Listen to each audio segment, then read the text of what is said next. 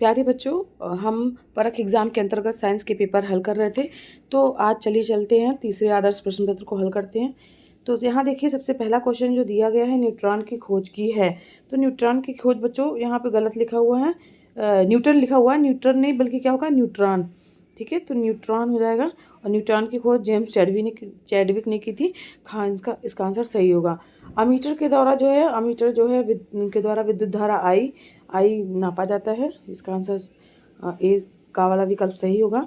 मानव नेत्र किसी वस्तु का प्रतिबिंब बनाता है, तो रेटिना पर किसी वस्तु का प्रतिबिंब बनता है बच्चों।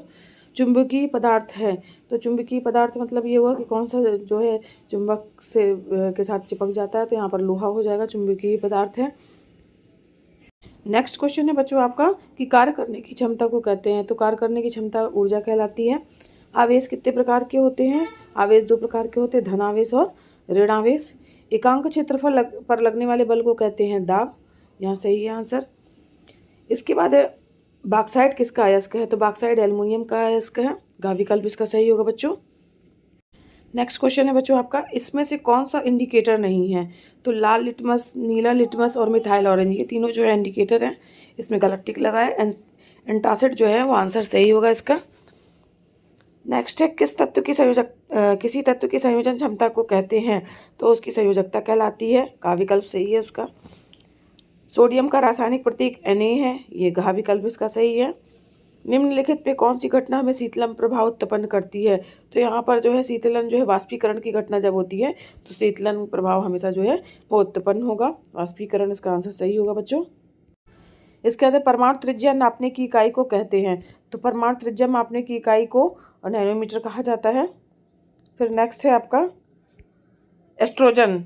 यहाँ पर है एस्ट्रोजन है, तो यहाँ पर एस्ट्रोजन जो है बच्चों स्त्री हार्मोन्स है। बिल्कुल सही है इसका आंसर ये। ऑक्सीजन है, तो ऑक्सीजन जो है वो एक उत्सर्जी पदार्थ है। पादप हार्मोन्स भी नहीं है, जंतु हार्मोन्स भी नहीं है, औषधि भी नहीं है। ऑक्सीजन क्या है? एक उत्सर्जी, एक तरह से कहा जाए पदार्थ है। जैसे आप पौधे जो है वो ऑक्सीजन को उत्सर्जित करते हैं, निकालते हैं, तो उत्सर्जी पदार्थ ही होगा इसका आंसर। टीबी जो है वो तपेदिक रोग होता है, तो जीवाणु के द्वारा होता है। माइक्रोबैक्टीरियम और टर्बुकुलेसिस नामक जीवाणु जो होता है वो टीबी के लिए जिम्मेदार होता है बच्चों। नेक्स्ट क्वेश्चन है, सबसे लंबी कोशिका है? तो तंत्रिका तंत्र बच्चों जो है वो सबसे लंबी कोशिका के अंतर्गत आएगा। इसमें से कौन आत्महत्या की थैली कहलाता है? लाइसोसोम जो है आत्महत्या की थैली कहलाता है। ऐच्छिक पेशियाँ पाई जाती हैं, मतलब पाई जाती हैं कहाँ पे? भुजाओं में पाई जाती हैं। फिर जल का संवहन जो है वो जाइलम के द्वारा होता है। तो इस प्रकार से तीसरा पेपर था जिसको हमने हल किया आज।